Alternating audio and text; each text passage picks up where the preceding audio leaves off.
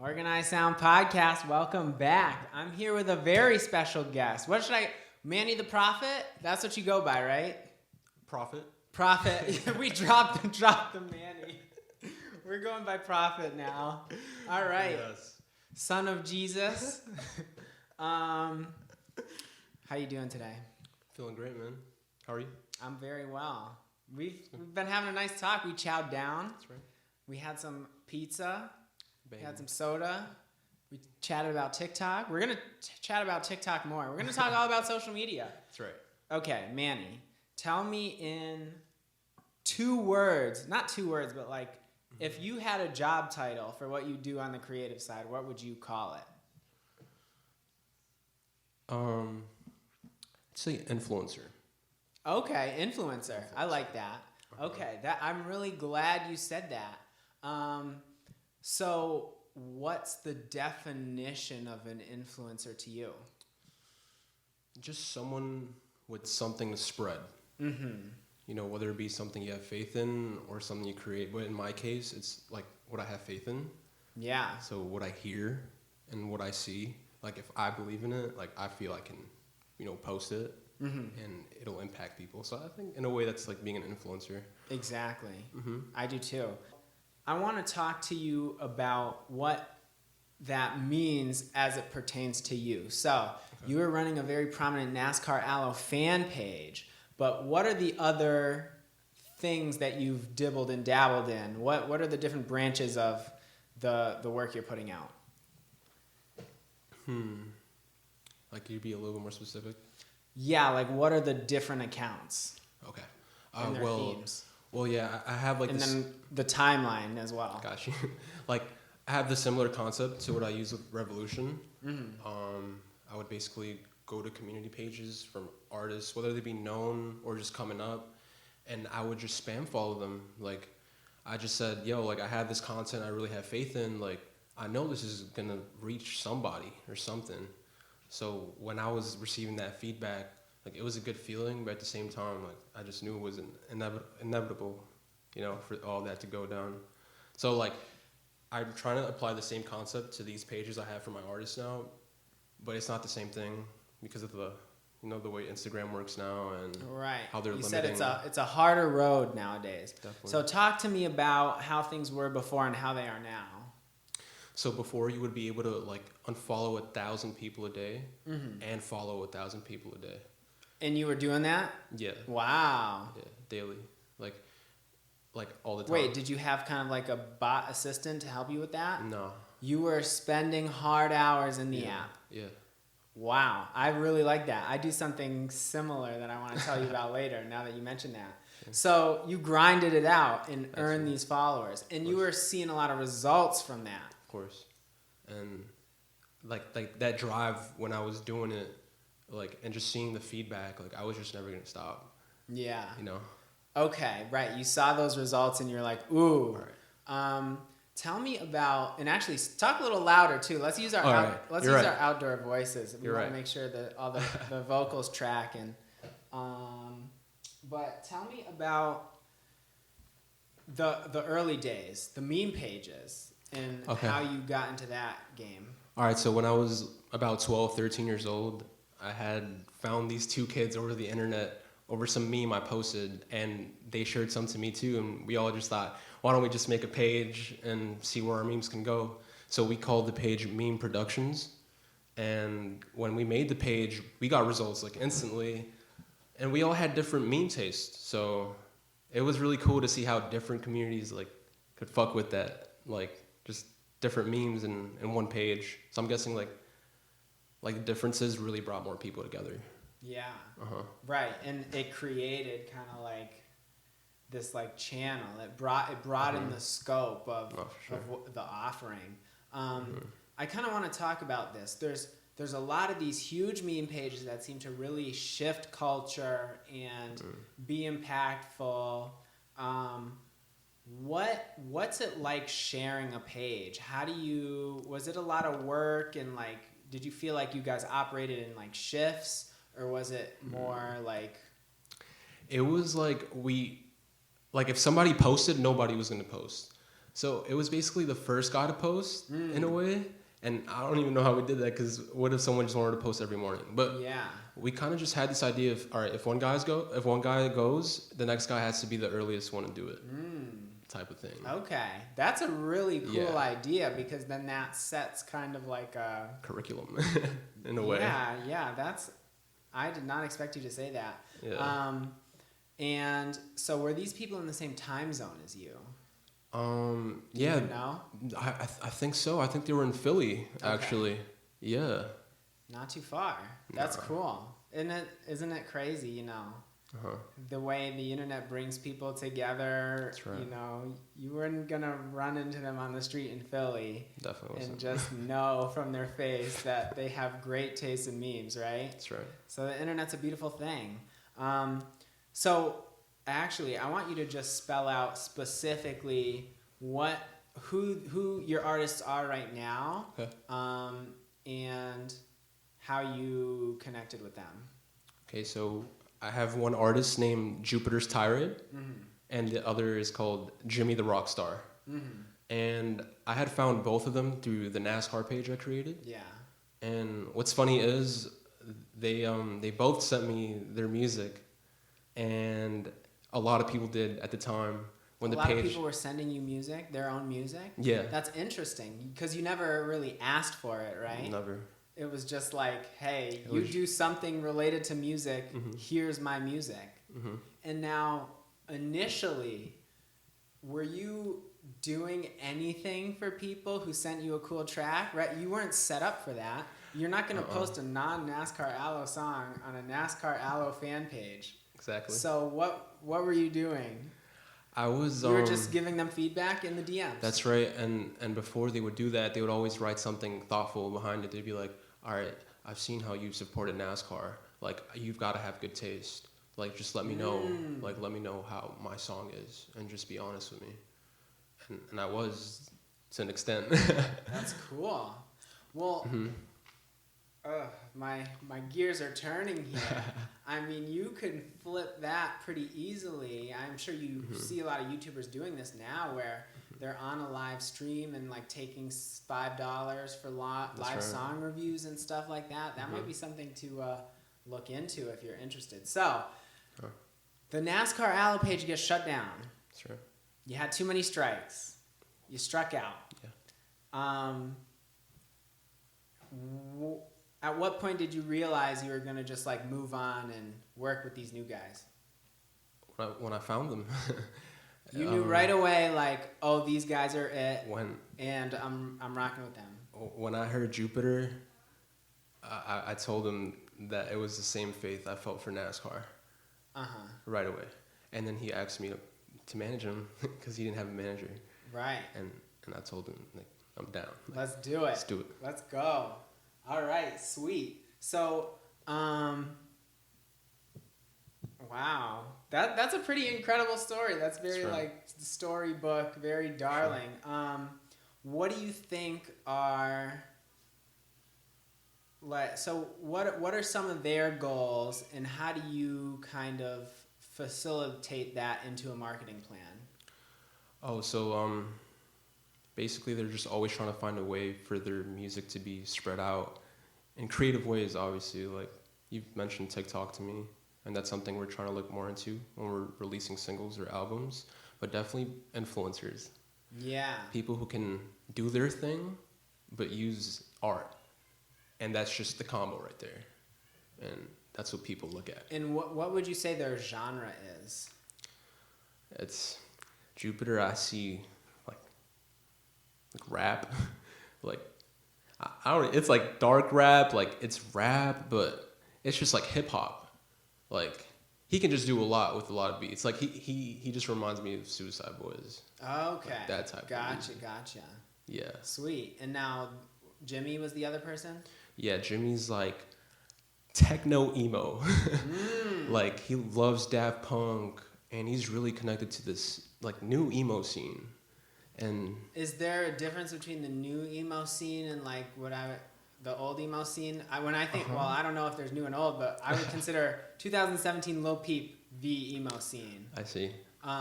Is there a new wave here? I think I'm hearing some new emo because I hear like techno behind it. Yeah. Like it'll be emotion and then it'll be just like you're at a techno. Like it's just really cool But what it they works. do with it. Yeah, it does. It's like There's synergy. just so much vibes in it. Yeah. Cool. And now, how many concerts have you been to In general, in your life? Yeah, all time.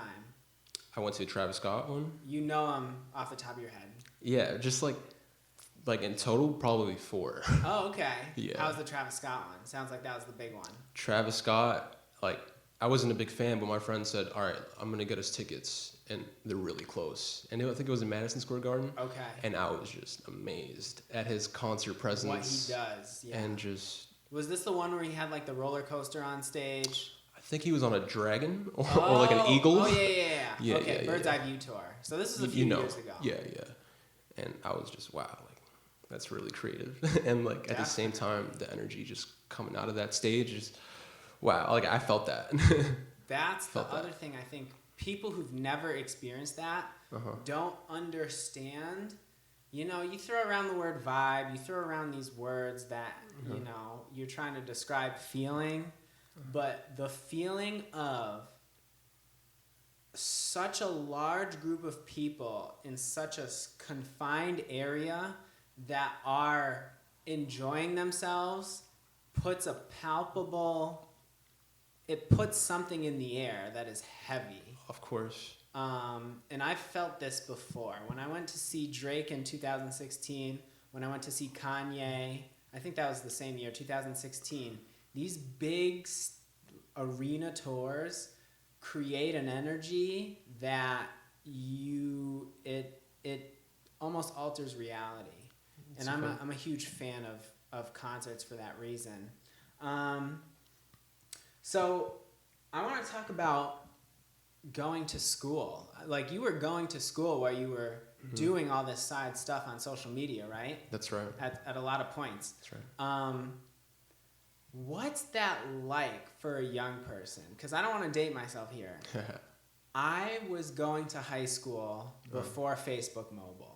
So that kind of created this separation of like, all right, you're in school doing school, you go home and figure out what happened on Facebook. That's right. The two worlds were different. Of course. Whereas now we live in live update time. You know, I wouldn't be, you know, if there's a fight in the gym, you're watching the fight on your phone next period. You're not waiting till the evening to watch it like it's CNN. So what's that balance? It's crazy is like I just brought the influence with me sometimes. Like I would be bored in class and I used a desk to write a bunch of NASCAR lyrics down, like song titles during a math test. It's just like I'm using that example because like I just wouldn't leave it. I wouldn't leave it alone. Like it was just I was always pendant. I was just always checking and always just trying to be consistent. Like I always found this time period to do something like impactful for the page. Whoa, that water's hit. So I already know my next question though, which is, did you get in any real trouble for this? What is the penalty? Is anyone getting in trouble for this? No, I was slick. Wow, nice. So you learn to be low key. Of course. You learn to just marry these two things, Of course. and it becomes effortless. Yeah. That's pretty freaking cool. So looking into the future, I feel like I'm a futurist in like kind of a weird way sometime. Like, what's it gonna be like in a classroom, okay, where you have this 7th grader with, I don't know, it feels like the number, how many followers is a lot of followers, this number keeps going up. But let's say it's like 1 million. Okay. What happens when you have this 7th grader in their class making $1 million, taking in 6 figures in ad revenue every year, and the teacher says, put your phone away, and the kid says, I make more money than you, what do you know? What's that future? And who's right? A lot of teachers are going to be hurt. But I do think class time is class time to an extent. So if you get caught, you're not slick. You know what I'm saying? Like, it's not true. You think you should just stay slick out here. Yeah, it's like it's not your rules when you're in school. Mm. And that kind of rhymed. But yeah, like if a teacher tells you to put your phone away, I mean, it's kind of what you have to do, in my opinion. Nice. Even Good. if he's talking truth, you know, it's just not his time. Right. School time. You got to respect the boundaries. That's right. Nice. So I want to talk about finding new music, because this is obviously something that you're very good at. Sure. Where do you go, and how do you search? How do you dig?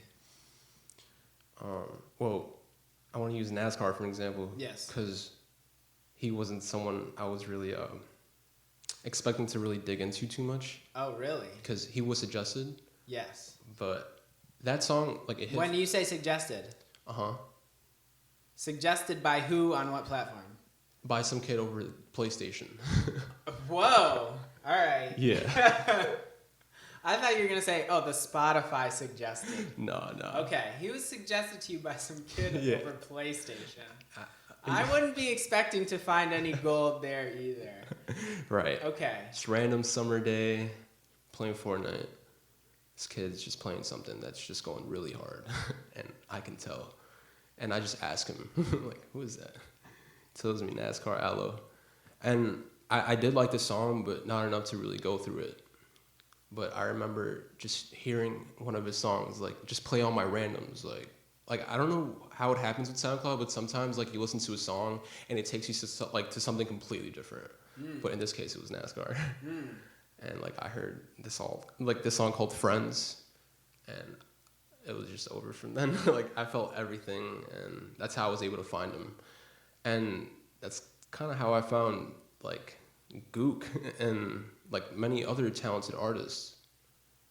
But, like, the ones that came to me were good too. Okay, so SoundCloud you mentioned. Mm-hmm. So SoundCloud is suggesting to you other artists too, and other songs and other sounds. Yeah. So would you say you're mostly on SoundCloud? For the songs I like, yeah. For the songs you like, Yeah. You're getting it out of SoundCloud. Yeah. So you're not even necessarily doing a lot of searching or searching a certain genre. You're letting them bring you the goo. Yeah. And just the fact that you're kind of at a deep enough level where, you know, you're listening to people with probably under 1 million plays, probably under 100,000 plays. Mm-hmm. They know, like, oh yeah, this is a guy that's gonna like this other thing. Where, you know, you're letting the algorithm get you. That's pretty cool. What do you think the state of SoundCloud is right now? Because there's I hear a lot of rumblings of, oh, it's kind of in decline. It doesn't really. I think it's like, it's underground. Like, some of it is just hidden. It's like hidden, like, deep. Like, I feel like there are a lot of talented artists out there, but SoundCloud has just been completely covered by Spotify. Or, like, let's say, I don't know, I just think if there's a really good artist, you'll find out. And, like, it comes through SoundCloud for some reason.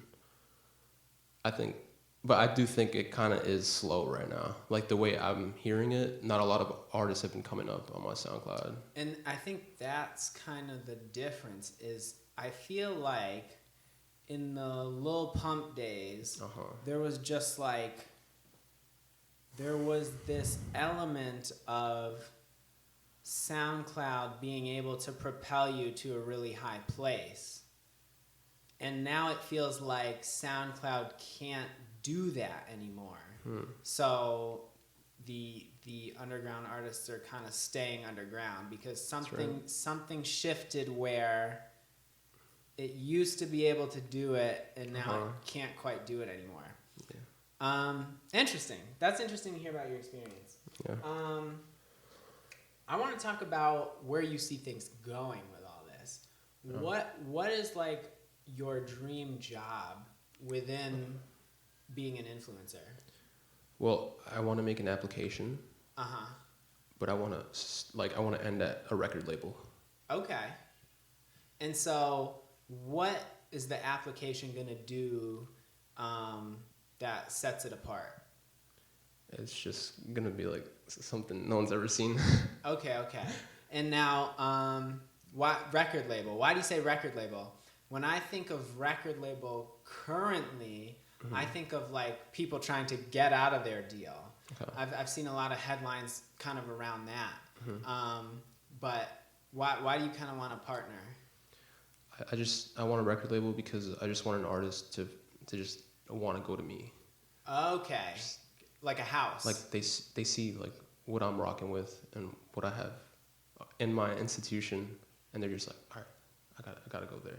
Gotcha. Because I know he'll let me do my thing. Sweet. Is there anyone in the kind of industry side of things that you look up to at all? No. Okay. Sweet. Have you thought about making your own music? I have. Okay. You have made your own music, yeah. and you have thought about it.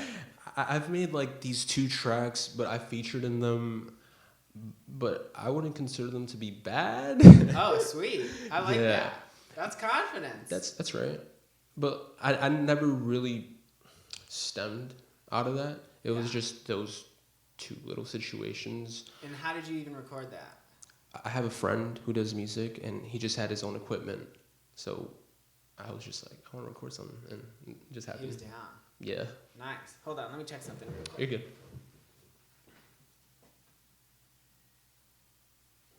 Like that. Okay. All right.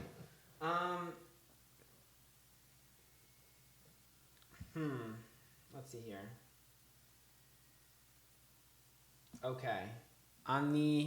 It sounds like in general, a lot of artists kind of have come out to you.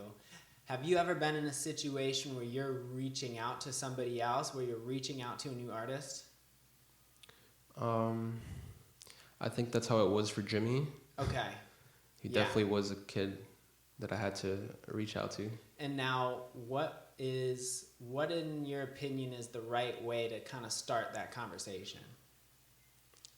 Tell them you believe in what they do and you hear it. You just know what it is they're doing and to keep on doing it. But if it's really good, it's just like, I gotta make you part of my team. Gotcha. But rarely does like anything hit me like that. Right, it's rare. It's rare. Cool. And so I went to college for marketing.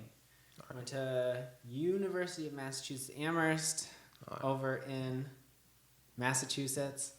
And so something I ask everyone is, what is something in marketing that you've seen somebody do for their music, or that a strategy you've used yourself that you saw make an impact in terms of an artist?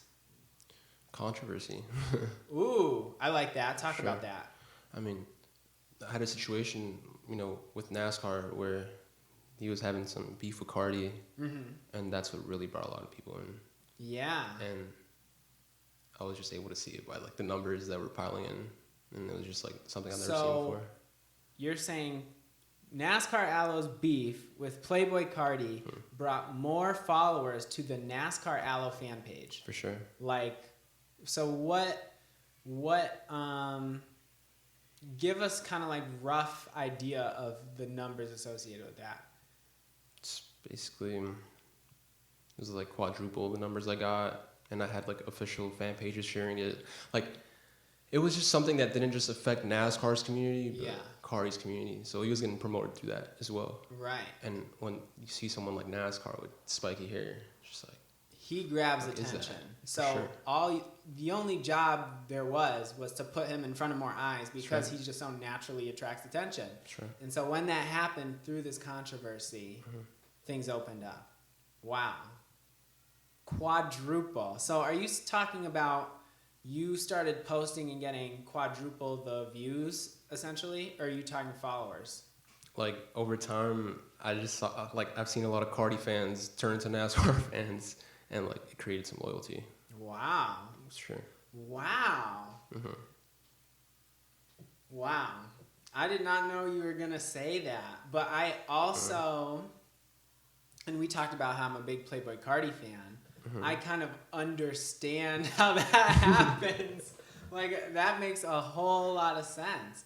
And what's interesting is when you think of controversy, you think of kind of this like very fake thing, like this fake thing that was put together to look like a controversy. Sure. The NASCAR Aloe Playboy Cardi thing was very real. Very real. And if you want to know more about that, just head over to the Yadig YouTube channel. There's a very good video on the goings-ons of that. Okay, so I want to talk. Quick question I had. We're here in Queens. That's right. Do you know where your artists are from? Yeah. Where are they from? Jupiter's in Buffalo. Okay. Jimmy's in Connecticut. Oh wow. Yeah. Okay. That's pretty cool. So they're not too far. Like, you guys can get together. Have you met either of them? Yeah. Oh, okay. I got on a 10-hour bus ride to see Jupiter. You got on a 10 hours? Yeah. New York State has things that are 10 hours apart from each other? Buffalo's pretty far. Buffalo's pretty... I thought Buffalo was like 5 hours. Guessing the bus had to make stops. Okay, right. You did it on a bus. That's a big part of it. Okay. Sweet. Okay, so what was it like to meet somebody you'd only ever met on the internet? And It's just different. It's just like was he the person you expected him to be? Yeah, and it was just from his music. He's not as I just think like he's completely different. That's just like every artist like who just distance themselves from their art and then they're just their whole other person. They kind of okay. You know what I'm saying? Interesting. So, I do, and we were kind of talking about that earlier as well, but when you say that, is that because you felt like he was kind of just normal? He was just my vibe. Like, he was chill. He was very much, you identified with him a lot. On a human level. Yeah. Okay. And so were you guys talking a lot about music, or did the conversation go other places? It was just flowing. Like, You we were got all talking over the about place. real life shit. Okay. And then- What's something outside of music that you had in common that you were like, whoa? Well, we want a lot of bitches. Want? Wait, you said want? Yeah, like in the W-A-N-T? future. Yeah. Oh, nice. That's interesting. I think there's something psychological about that. I don't think that's like like I didn't mean to say the B word. My bad. Yeah. My bad. We love women. Yeah, we do love and women. respect women. That's right. That's That's not right. even like a joke. Like, That's right. For real. Just let's go back. I think a lot of people who have ambition in the influencer, music space, I think a lot of them are driven by the want for women and the want for money. That's right. So I think there is a psychological piece to that. But that's pretty cool. Y'all were vibing. Y'all were vibing on your thirst. Big vibing. Okay, so is there any lessons you've learned in all this? Is there anything where you said, oh, I wish I talked to Manny, who was just starting out, and told him this because it would have changed things a ton? Or for anyone that's trying to now kind of start posting on the internet and they're a little shy about it and they want to get into it? Believe in yourself. Like, literally, if you feel it in you that you can change and that you can be something else, do it. Like, just because you have something doesn't mean it's going to stay that way. Like, you're going to go through a lot and you're going to feel different things, but you always got to trust in yourself, like, and what you have a passion for and what you know can work. That's what I did. Right, and I think there's a lot to be said for that. So, something I was thinking about recently was that for you to be really right, other people generally have to be wrong. That is the root of success. Because if being successful was easy, everyone would be successful. So to be successful, you have to find an area in which A, kind of like a new artist, you know that they're great and no one else knows, or B, you know an artist great and no one else agrees. Uh-huh. And so I think those are really good. That's really good advice. Any last shout outs? Anything else you wanna I'm just really happy to be a part of this platform. touch on? Yeah. You're great. Wow. And Thank you. I've told you this, man. Like, you just brought a lot out of me. Like, definitely helped my confidence, and it's really cool for me to be able to talk to people who want to listen to me. Manny, my man. I appreciate you doing this, Appreciate man. you. And I appreciate you hosting me. We're out here in Queens. This has been the Organized Sound Podcast. We're going to link Manny's artists down in the description below. So you absolutely have to check their music out. And then Manny is Manny the Prophet on Instagram. He's always posting just like great music and then just putting creative stuff around it. And he's going to continue to do that. That's right. We're not quitting, are we? No. We're just taking it to the top. Always. I think that's the winning mindset. That's right. All right, we're signing out. Organized Sound Podcast. Peace.